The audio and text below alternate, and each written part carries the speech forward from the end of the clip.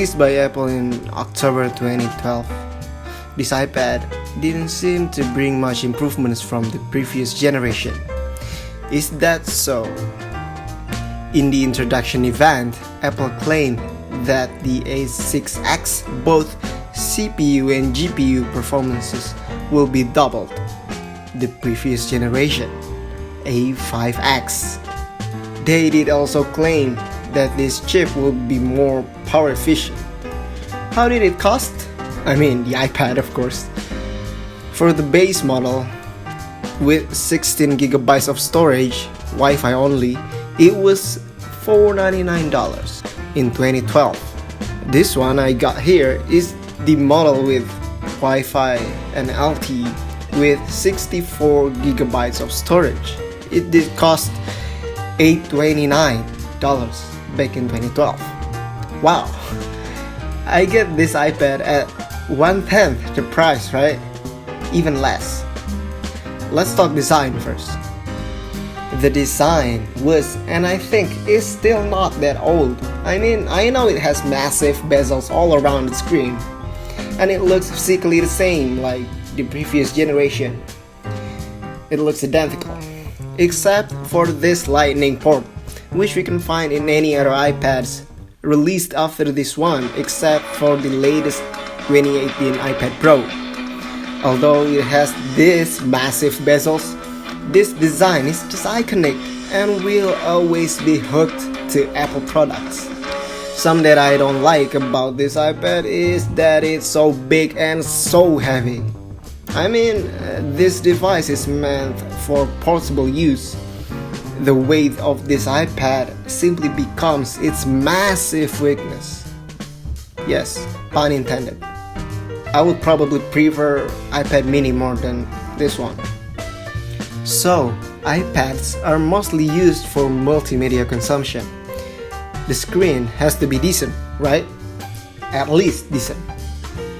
9.7-inch with a resolution of 1536 by 2048 and Retina display panel.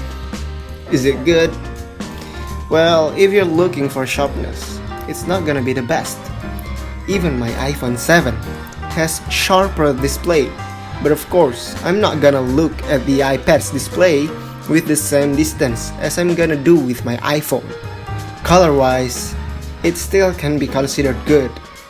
I mean, the colors production are pretty accurate. At least that's my opinion. Hardware is where we expect how a device will perform. But old Apple, especially iOS devices, aren't affected too much with that thought.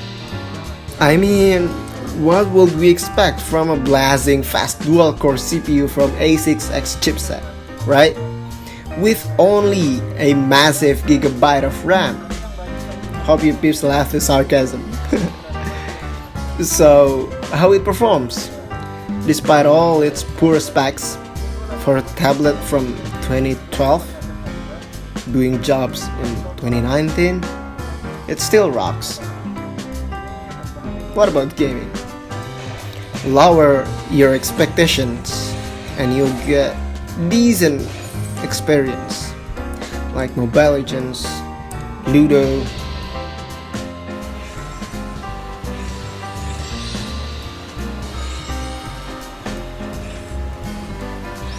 even Asphalt 8.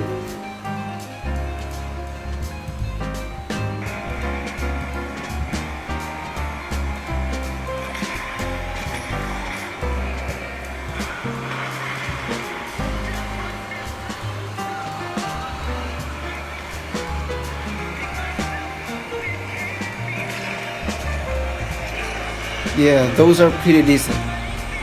And then what about productivity? How this thing handles it? Photo editing still seems good, for me at least.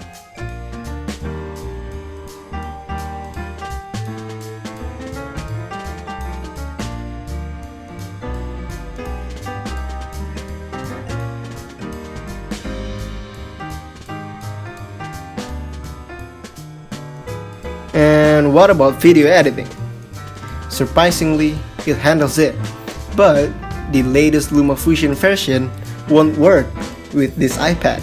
If you want LumaFusion, just get at least the 5th gen iPad.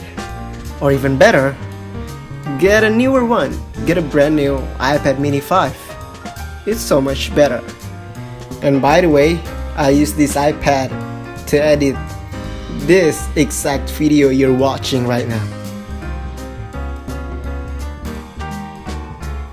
So, my thoughts after using this iPad for most of tasks for almost 2 weeks now is that I think this iPad is still good enough for basic use in 2019 going to 2020. I got lucky to be getting this iPad for only 75 bucks. While in my country, people are still selling second gen iPads for the same price range. Hope you all enjoy it. Have a great day, peeps.